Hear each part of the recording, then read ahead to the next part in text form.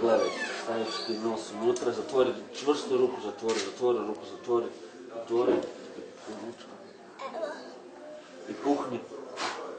I ovako vidi, ovako lagano otvori, gledaj. Klaunovi doktori su posebno educirani glumci, glazbenici i zabavljači koji pomažu bolesnoj djeci i njihovim roditeljima da se lakše nose sa stresom uzrokovanim bolešću i boravkom u bolnici.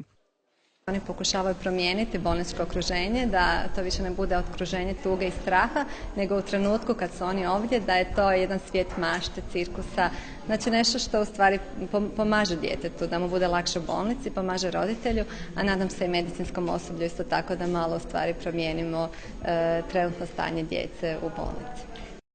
Trenutno u udruzi djeluje 12 klaunova doktora koji svaki tjedan posjećuju dječje bolnice u Zagrebu, jednomjesečno bolnice u Rijeci i Osijeku, te povremeno bolnice u ostalim hrvatskim gradovima. Godinu dana sam u Crvenim nosovima i prvo takvo iskustvo i mene je osobno otvorilo to, baš više sam senzibilan nakon rada i stvarno nekoj djeci je više potrebna pomoć, nekoj manje. I onima kojima je više potrebna, kada ih se stvarno promijeni, kada mi odemo iz sobe, a da su oni sretni, stvarno nama to puno da.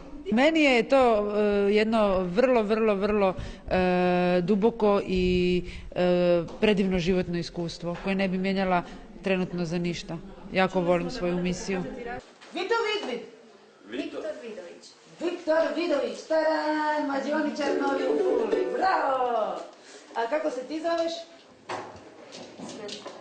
Gospodine Sven, jako mi je drago, vidim vi ste novi primarijus u bolnici, evo ja sam glavna sestra. Klaunovskim gegovima nasmijalo se i osoblje bolnice, ali najviše su se ipak razveselila djeca. Jesu li ti se svidjeli? Da. Koji ti se više svidio? Da. Zašto? Jer izvede, nešto svašta izvede. Rad udruge financira se donacijama građana i pravnih osoba. U prvih 6 mjeseci ove godine klaunovi su imali 96 posjeta zdravstvenim i socijalnim ustanovama za više od 6.000 bolesnih i nemoćnih.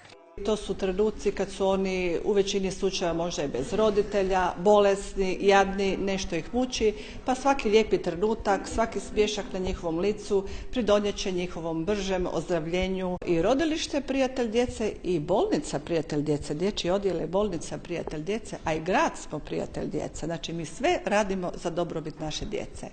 Ovdje djeluje i bolnička škola, a posjeti poput današnjeg nisu rijetki. Klaunovi doktori danas su ovdje prvi puta za svoj su rad primili nagradu Ponos Hrvatske.